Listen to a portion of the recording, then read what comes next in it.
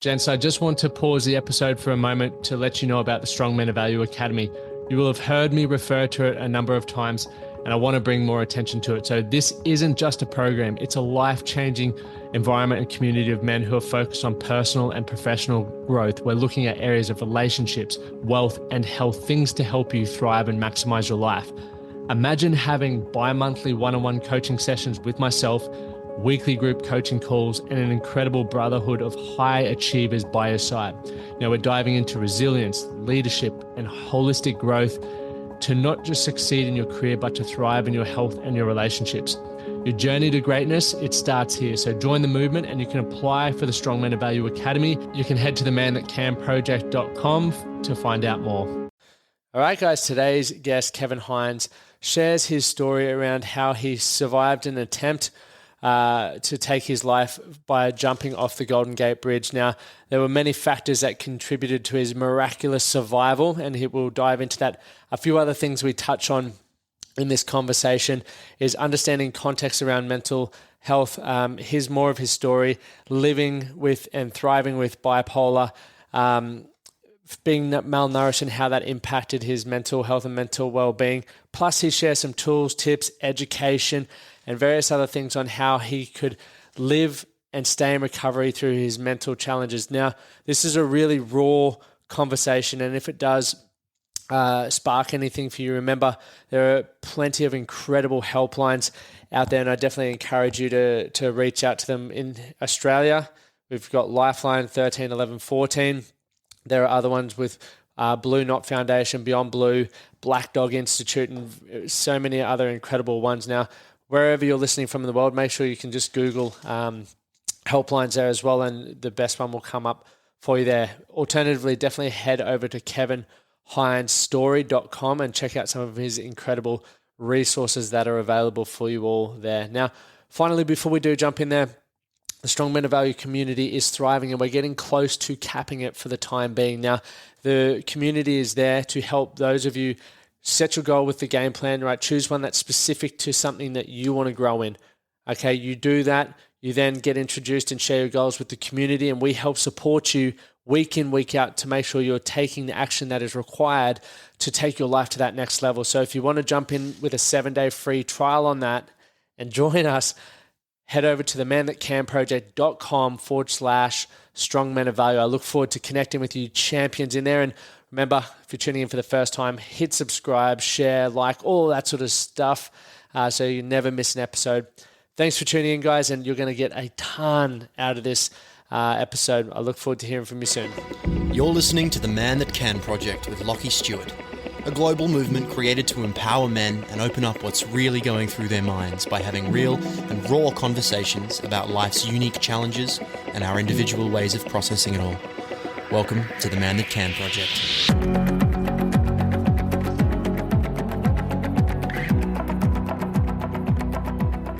Today, I am so excited to have Kevin Hines joining us. Now, Kevin and I have been going back and forth to make this episode come to life for a very, very long time. And, you know, I truly appreciate your time. And I know it's extremely valuable, but you are having such an incredible impact in the world. I know you've spoken to hundreds of thousands of people around suicide prevention and your own story in sharing all that. I'm just going to read off a few things because you've done so many incredible things. And we've got a mutual friend, Matt Runnels, and, you know, I've spoken to him about you and I've followed your journey before we even got to connect. So for me, it's, you know, I'm so grateful for the work you've done because you've impacted me before we actually met. So appreciate that. And there will be a lot of blokes listening to this and ladies as well that, you know, will be super inspired or will be able to share your story with other people. But for those who are just hearing about Kevin for the first time, you're obviously a storyteller at heart. And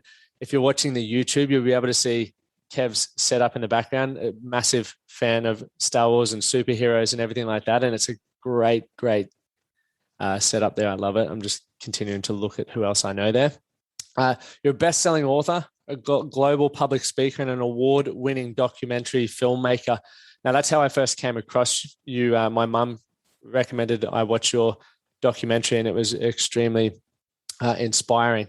So in the year 2000, you attempted to take your life by jumping off the Golden Gate Bridge, which I'm sure you'll share how big that is and everything like that. But for those listening, Google it. It's quite a large bridge.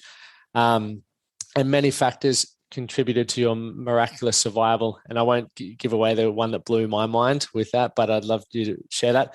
So your will to live and stay mentally well has inspired people worldwide.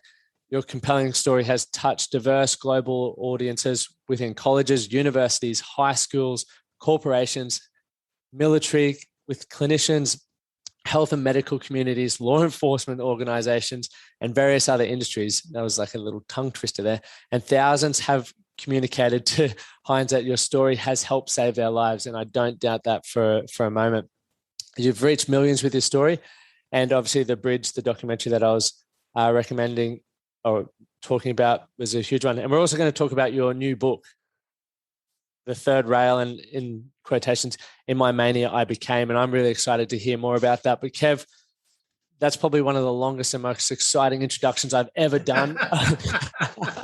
Over to you, mate. Oh, thank you, brother.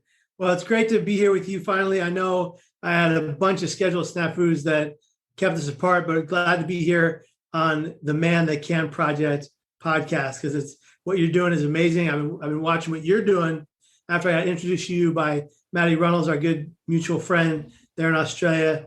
Matt was in the film Suicide: The Ripple Effect. He's a phenomenal young man. And I've been watching what you're doing online. It's great to see the work you're doing. So I'm excited to be on the podcast. Thank you. Appreciate that. And one day in the future, I know we're going to be able to catch up and have a coffee and share some more stories. But let's dive straight into it. You know, your story is incredible. And for those who haven't heard it, I'd love you to give a bit of a background. You know, you survived a jump off the Golden Gate Bridge. What led to that point? Like, do you just want to give us a background of what led to that point and everything that happened around that and where we're at now? Absolutely. And to understand what led me to go to the Golden Gate Bridge and jump off in a swirling depression and manic behavior and paranoid delusions and hallucinations, auditory and visual, all of the above, including not to mention the panic attacks I was having on the way there. We have to stop here and go back. In order to understand what led me there, you have to understand where I came from. I came from truly humble beginnings. I'm adopted. My biological parents both had manic depression, what we today call bipolar disorder, the very same brain disease I'd be diagnosed with at 17 and a half years of age, 2 years prior to jumping off the Golden Gate Bridge. And I had a very traumatic infancy. My birth parents fed me and my brother what they could steal. Kool-Aid, Coca-Cola, and sour milk was my diet for the formative months of my life. If you can only imagine, those are terrible processed food that should never be fed to an infant. But that's all they had the ability to get because they could steal it from the local pharmacy. And they sadly, after they had me, succumbed to substance use disorder, drugs and alcohol. After their diagnosis with manic depression, my mother's double diagnosis with schizophrenia, and a triple diagnosis with substance use disorder, they would leave me and my brother unattended to go do scores, sell drugs. Now, let me make it abundantly clear. They weren't bad people. They loved me and my brother dearly, but they couldn't take care of us. They had no feasible legal income, thus they had to hustle to survive, doing scoring and selling drugs. That was their life. And my brother and I were infants left in seedy motels, in crack motels, the kind of places you paid for by the hour, and if you didn't, you were out. And my mom and dad did whatever they had to do, however illegal, to pay on that hour by that hour. That was our life. Until one fateful day when seedy motel clerk makes his most unseedy decision and calls the police. And the police come in with Child Protective Services, hearing our screams and cries one too many times, and they take us into protective custody, and they place us into the foster care system, where my brother and I bounce around from home to home, no stability, both catch a vicious strain of bronchitis, and he dies. I immediately develop a severe detachment disorder from reality and abandonment issues that follow me until today. So that's where my life began, in a really tumultuous way, in a dangerous place. I bounced around from home to home, Nobody wanted to keep me because I was such a sickly kid. I was violently ill all day, every day in all the foster homes. They just kept giving me back into the system until I landed in the home of Pat and Debbie Hines. And as you know, my last name is Hines. You know this works out, so spoiler alert. But they fought through the physical ailments, recognizing my mom Debbie Hines is a nurse, recognizing that my gut to brain health was very poor because of what I've been fed for so long. I had a distended belly from the filled with liquid and a bruise from the top of my sternum to the bottom of my abdomen from being malnourished for so long. Debbie nursed me back to health, really. She got me healthy again, physically, by feeding me proper foods and healthy, nutrient-dense foods and whole foods. And I finally, after 30 days of being in the Hines home with no sleep for me or Debbie, I finally acclimated and slept like a baby one night, or like a rock rather, because babies don't sleep. Yeah. And Debbie recounts in her journal of those days, which is how I know the story, that she came to my crib on the 30th night and said, Gio, because my name was not Kevin Hines, that's my adopted name. My biological name is Giovanni. And she said, Gio, you're safe. We're not going anywhere. But if you don't knock this off, we're going to have to give you back. A complete contradiction. But she said that was the first night in 30 days that we both slept soundly, as if my infant mind had fully heard and understood her words. And the next morning, she said, I looked up at her and I smiled. And she claims it was a moment we had, but I think it was just gas. But either way, on that next day, two things became abundantly clear. I was home and I was a Hines. And growing up in that household was a beautiful thing. We needed nor wanted for anything. Pat and Debbie Hines worked tirelessly for everything they ever earned the hard way. They gave us the world. They took in 3 kids from 3 separate homes into one household, melting pot of a family. I'm mixed. My brother's black, my sister's white. And people that looked at us walking down the street were very confused. They didn't know what to make of it. Women would cross the street to talk to my mom when she walked with the 3 of us. And they would say in their prejudicial tone, excuse me, miss, how did all of that happen? To which my mom would reply, oh, different fathers, which was only epic because it was true. But really, growing up in that household, I thought to myself, how can anything go sideways from here? And here's where we get back to that Golden Gate Bridge jump. At 17, my world fell apart. My world crumbled beneath my legs. I developed the diagnosis of bipolar disorder. I had all the symptoms. I had all the signs, struggling terribly. But I was still hiding the severity of my symptoms from my family and friends. They only knew what was on the surface. They didn't know how desperate I had become on the inside. They didn't know that I had been seeing and hearing things that no one else could see or hear for months. They didn't know that I'd been having paranoid delusions for the better part of the whole year, believing people were out to get me, trying to hurt me, trying to kill me. And at 19 years of age, while living with my father, as my parents got divorced when I was 18, at 19 years of age, I broke down and I wrote a suicide note. And my plan was to go to the Golden Gate Bridge and take my life. What led me there? The greatest despair you can possibly think of. An unrelenting, unequivocal amount of lethal emotional pain. The common denominator of why people attempt and die by suicide is lethal emotional pain. I think that's one of your questions that you sent me, was why do people die by suicide? And it's because they come to a place in their mental instability. It doesn't have to be mental illness. That's not the only reason why. It could be trauma. They come to a place in such a traumatic moment where they believe they have no other option. They believe they have no other way out. And it's just simply not true. Suicidal thoughts and ideations are the greatest liars we know. We just can't see it. Well, I survived my attempt, a 50-foot drop, a 95-mile-an-hour fall, closing in on the speed of terminal velocity, 25 stories in 4 seconds, praying the entire way down that I would live. hitting the water, going down 70 feet beneath the water surface, opening my eyes, and now I'm drowning and I don't know what to do. Frantically swimming in any direction, I started going down. Reversed my position, shot for the surface. Got closer and closer to it, but I couldn't. I was running out of air. I was convulsing. I thought, I'm going to die here. No one's going to know that I didn't want to do this. No one's going to know that I knew I made a mistake. Because in the millisecond that my hands left that rail, it was an instantaneous regret for my actions and the 100% recognition that I just made the greatest mistake of my life and it was too late. And for people all around the world who've survived suicide attempts, not all of them, but a great many of them, have come forward to say that at the moment they thought that it was all going to be over, they had an instantaneous regret from their actions, almost like it's instinctual. Why? Because I believe people don't really want to die. They simply believe they have to, and those are two categorically different things. Also, I think they recognize in that moment that their thoughts don't have to become their actions, as in their thoughts don't have to own, rule, or define what they do next, but they think it's too late. And for me, that was the position I found myself in. In the water, as I flailed to stay afloat, I kept going under.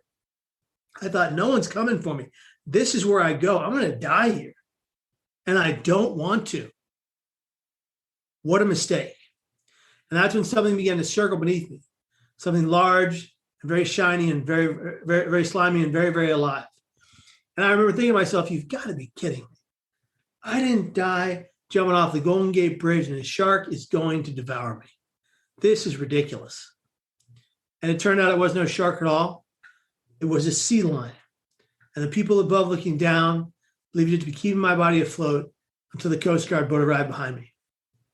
And how lucky I was and blessed that that sea lion came to me in the time and manner in which it did before I would drown and set in hypothermia and die.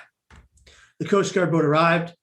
They fished me onto a flatboard, put me in a neck brace, and they started asking questions. And I couldn't answer the simplest question they asked me.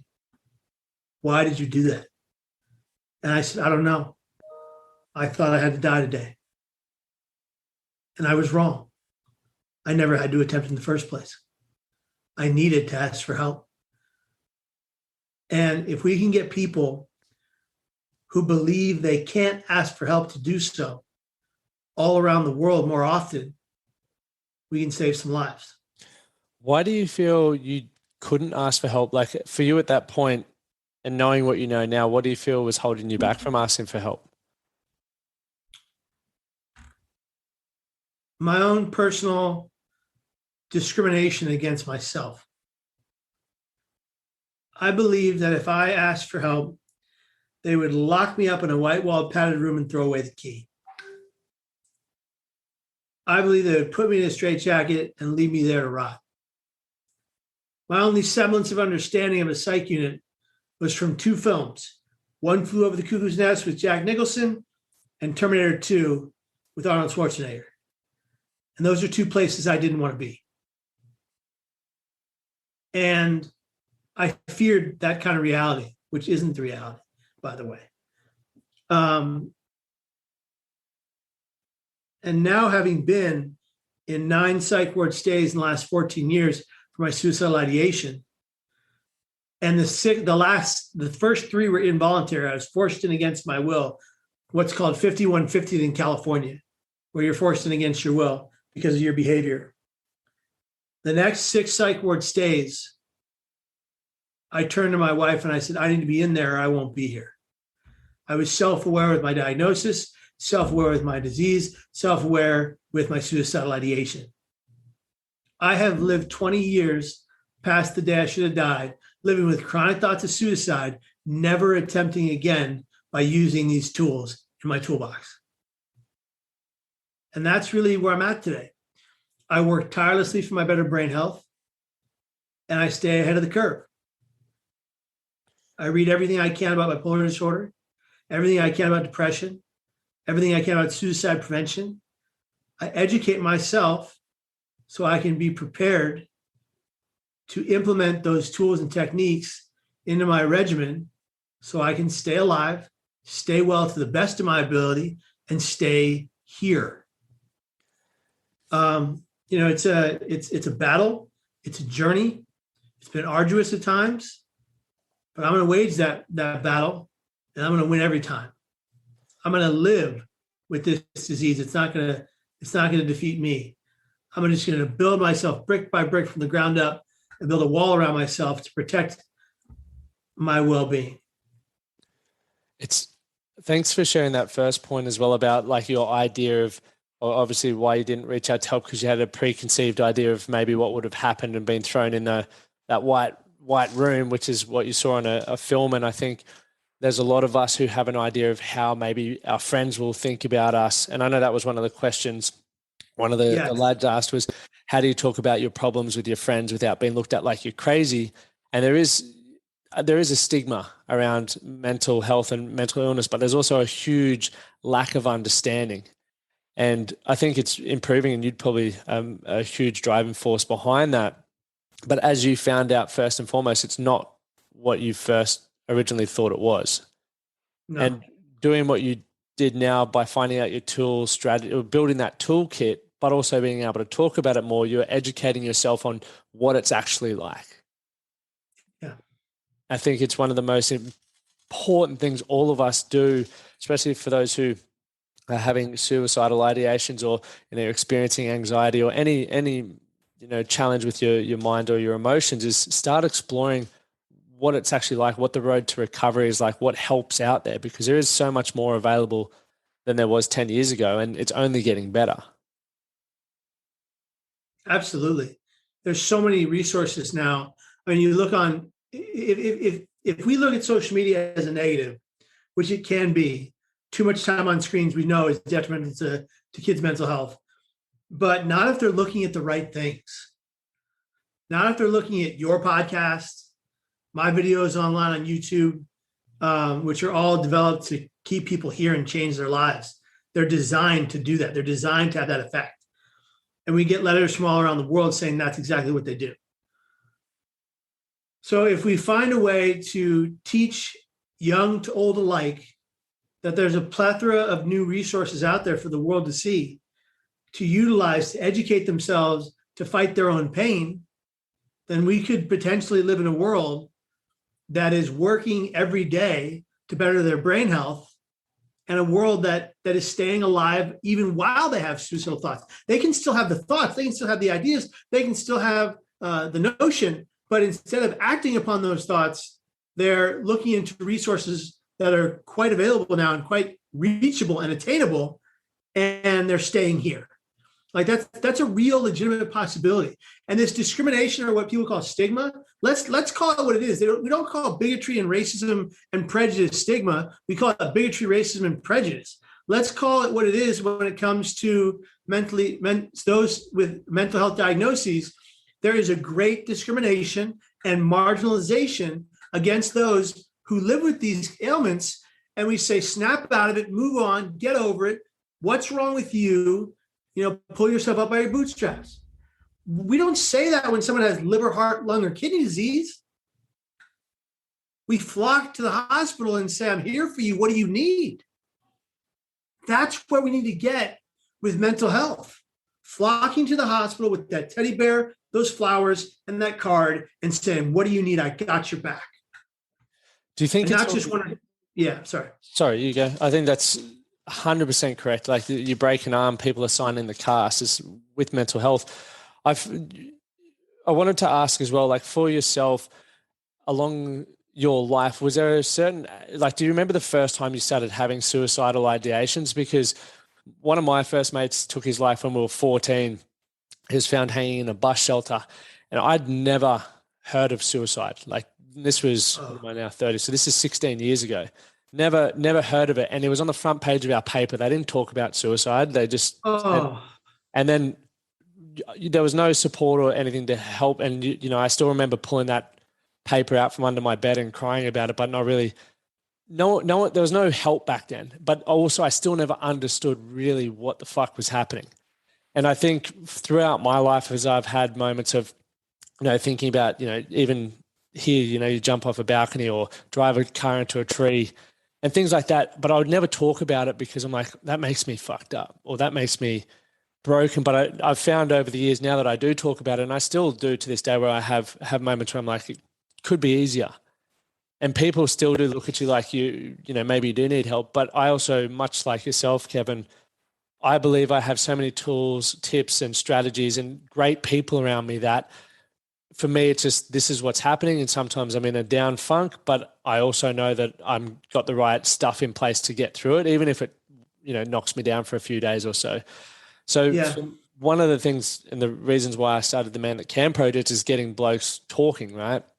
But people talking, because I think it is more common than people realize that we do have thoughts where we're like, oh, maybe it is going to be better if I'm not here, or it would be easier for this person, that person. And I think it needs to be normalized, because I still consider myself a normal human being and someone who's thriving. And I know thriving is something that you believe in rather than just surviving. We're here to thrive, and we can go through the ebbs and flows of life. But so taking it back, like, was there a specific time for you where you first had those suicidal ideations? Because for me, it never started till I was sort of 18, 19, but I'd even experienced a mate taking his life 6 years before that. Yeah. Those thoughts came to me initially in 2019, a year before my attempt. And I began to self-harm in the middle of this situation. And I had a CD player on playing DMX's CD. And it was playing one of the songs, which was which had a prayer in it. And you hear Darkman X or Earl Simmons' voice. And right as I was about to take action, the voice says, "Lord, I'm in so much pain. Please take me away." And then God comes in and says, "No, I put you here to do a job, and your work ain't done. To live is to suffer, but you're still my son. And there will be a time when you shine as bright as the stars, but there won't be his or hers, just ours." And I stopped what I was doing. And I just unblocked the lock on my door, and I just cried. And that was my initial attempt that I didn't tell anybody about until after I jumped off the Golden Gate Bridge. I kept that in for a year and some change because of shame and discrimination. If I had told my family about that then, they would have gotten me the help I needed. I would never have ended up at the Golden Gate Bridge. But hindsight is always 20/20, right? Definitely. So that was the first situation where I was in that place. It was a whole year and a half until I actually attempted in 2000, or a whole year. And listen, I'm just glad I get to exist, because with my suicidal crises that I've had over the years, I could have been gone multiple times. Yet here I am with you, right? And this is the point. Right here, right now, today, to live in the present every single day, one day at a time. Not to focus on the future and all these great things we can do, or worry about the future and all the terrifying things that could happen. It's all a waste of time. It's important to plan and strategize, but you can't get over involved in that stuff. And not to worry what was in the past or what happened 5, 10, 15 years ago and the mistakes you made. Make up for those mistakes by being good today. Make up for those mistakes by forgiving yourself and moving forward and being kind and compassionate, loving and caring, empathetic and non-judgmental to literally every person you come into contact with, because you never know what they've gone through or what they're going through right now. Most importantly, be kind to yourself, because you deserve it. What does that look like? And how we spoke about the tools and I guess your toolkit that's helped you, or that you've found, right? You've built that toolkit that's allowed you to stay and live in, I guess, recovery, right? Because every day is an opportunity to keep growing. Like we don't just get better and stay better. We have to continue, No. Prevention is better than cure. And every day I have practices that I do to help give myself the best chance of feeling unreal. And some days it doesn't work. Some days my mind takes over. But for yourself, you spoke about your toolkit. What's in there for you, and what do you sort of recommend for people? Yeah. So it was in my third psych ward stay of 9 in 14 years that I read an article in Time magazine. My uncle brought it to me. How to fight bipolar disorder, depression, and mental illness with routine and regimen and win. And so I looked at this article, I kind of downloaded it into my mind, and I built my own personal mental health regimen or routine. And I won't tell you the whole thing, but I'll certainly tell you where to find it. But I built it built off of the 3 E's: education as to my diagnosis so I could defeat it, exercise most days so I could feel better, because 23 minutes of rigorous exercise, as you well know, I know you know this, leads to 12 hours of better mood. Do that twice a day, it's 24 hours of better mood. And then eating healthy foods most days or most meals so you can feed yourself non-inflammatory foods so you feel better. I had a hard time with that during COVID, gained some weight, but I'm working my way back to a healthier living lifestyle. And then therapy is one of them. And that can mean many different things for many different people. I utilize talk therapy, teletherapy, talk therapy, art therapy, music therapy, blue wave light box therapy, and breathwork therapy. All of those things are in my arsenal to stay stable. Let's go into positive coping mechanisms and coping strategies, the hobbies and things you can do to better your brain health, things that keep your mind, working and forming new plans, and learning new life lessons, learning new tools, learning new strategies in life to better your brain health, but also like learning. There's something to be said about constantly being educated by everything you can around you.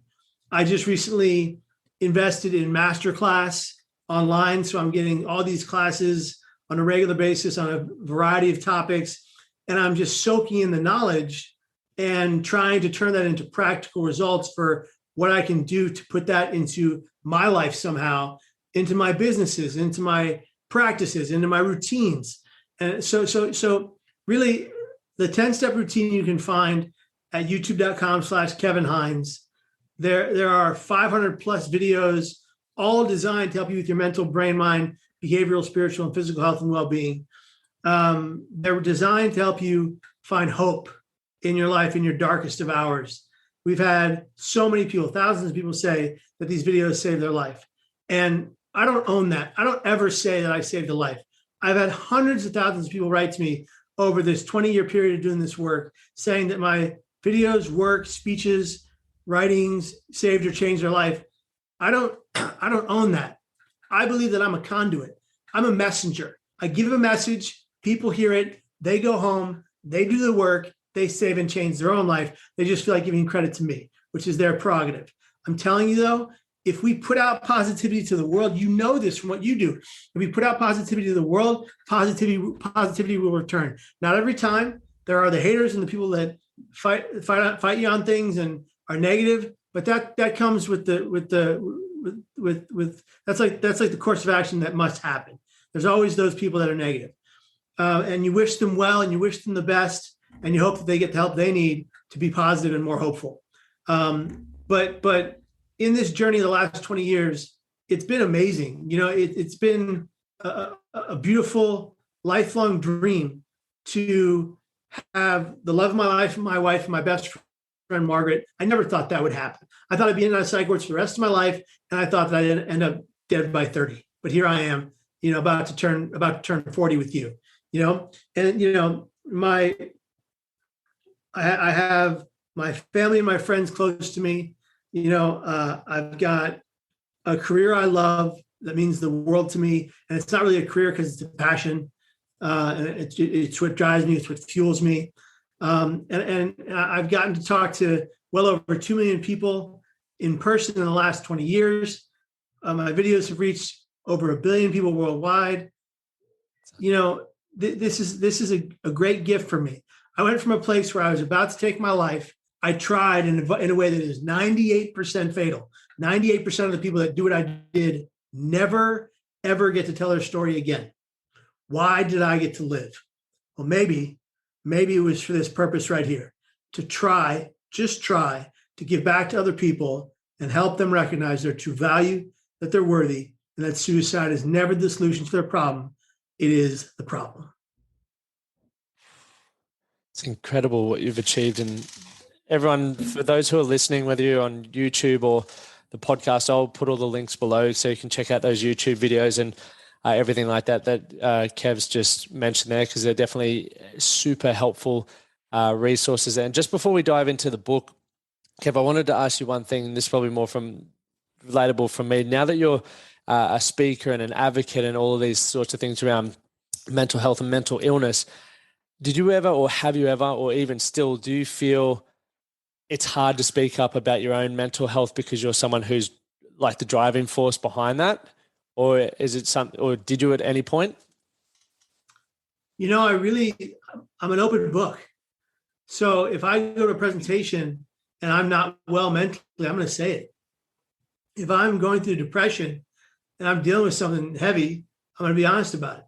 And in the last, I would say 2 to 4 months, I've been in and out of a pretty dark place.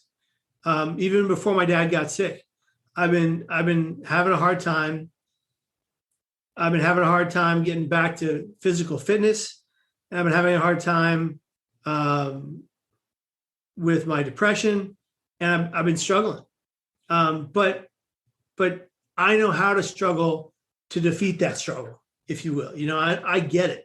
I know exactly what I need to do to come back to a better place. So every time I feel that dip, a few days later, I come back up and I stabilize. If it happens again, I come back up and I stabilize. And I ride that wave like I need to, if I have to. And I'm equipped to do so. I often liken it to this analogy of what pain is. I believe that pain is inevitable, and I believe that suffering is optional. Suffering is a choice. Every clinician I ever dealt with told me I was suffering from bipolar disorder, suffering from manic depression, suffering from depression, suffering from eating disorder when I was. And they told me I was suffering. And thus I adopted that narrative and made it my own. But by doing that, I became the victim of my own story. It was when I decided that pain is inevitable, but suffering is optional, when I decided that I may have been in pain since the day I was born on 6th Street in a crack motel, but I've never suffered a day in my life. I live with, fight, battle, and thrive despite my diagnosis. And thus, I can't suffer anymore. I used to write about it, vlog about it. No, I don't do that anymore. I take full responsibility for my diagnosis and full responsibility for the things that I've done while sick. And today, all I want to do is help other people find hope so they can heal.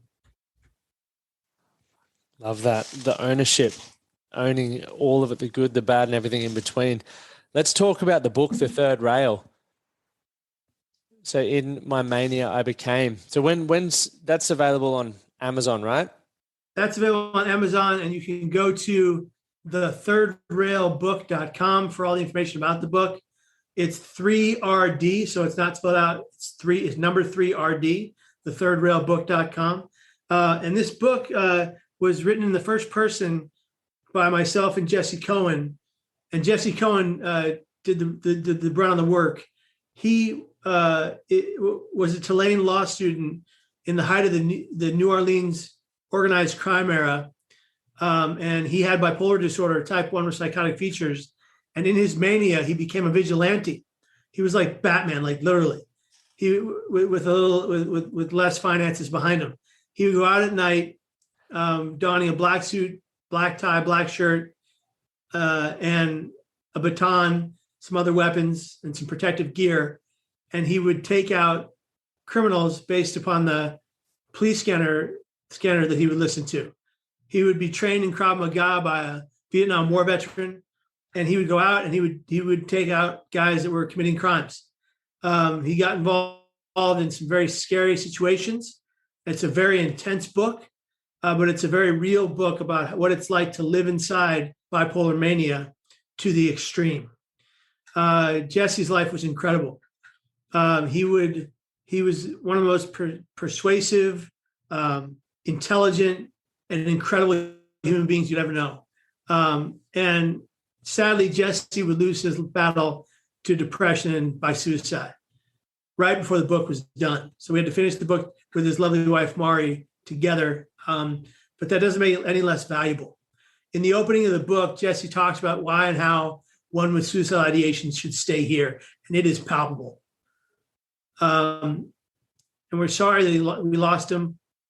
He was like a brother to me. He was really an important person in my life. That's why we decided to go ahead and finish the book and get it out there, because it's a fast-paced read. If you like books, you'll read it in 2 hours.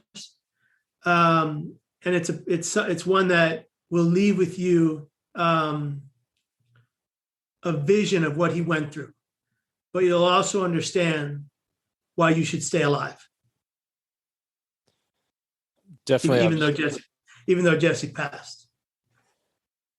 We've got a book club over here for all of our communities. So we'll put that on the book club for August, September, which would be brilliant to read that, and I'll flick you a message after that. One other thing I wanted to ask you, which I forgot to ask you earlier, Kevin, then we'll let you go get some sleep because I know it's late over there, is for those who are suffering, sorry, I don't want to say suffering, sorry, who are living with mental illness or challenges, how, going back for you, how would you love people to support or even act around you to make you feel empowered? And it's not even making you feel that way, but to just best serve you, because I know there's a lot of people who don't really know how to manage the situation and they feel uncomfortable. Yeah. So just that awareness around that. Let's keep it really simple. Treat me and people like me as a person first, a loved one first, a friend first, and a patient second. Treat me like you would want to be treated if you were in pain of any kind. Ask yourself what that answer is and move forward from there. That's bloody brilliant, mate. I love it. And I think another thing I've just learned on this chat is the power of language. Like, everyone who's listened to this now, be mindful of how we use language. And, we can feed a narrative, as you said, Kev, you were fed the narrative that you were suffering. And for me, even to pick up that language tip is we're living with it. Suffering is a choice. Suffering is optional. And I think the message that you're putting out there, and for everyone listening at home, we have the option. Do you want to thrive or suffer? That's, falls back on us. It's a matter of perspective and perception. If we perceive ourselves to be sufferers, then we will suffer. If we perceive ourselves to be champions and heroes while dealing with and living with the psychosis or the struggle or the mental health crisis, then we become that champion and that hero. Like these guys behind me. You are also writing a comic book. Yeah, there's a common denominator amongst comic books. Every single character in the comic books we read has a mental health or brain health or physical health flaw. They all have issues in their mental instability, whether it's anxiety, depression, they're polar opposites of their own personality, like say Venom. They all have issues going on inside, and then they have to go out and they have to be heroes. So remember that notion that pain is coming for all of us if it hasn't already, in some way, shape, or form, because at some point in your life, you're going to get to the age where pain's going to come. And that's okay. Look at it not as something that's going to destroy you, but something that you are going to use to build you.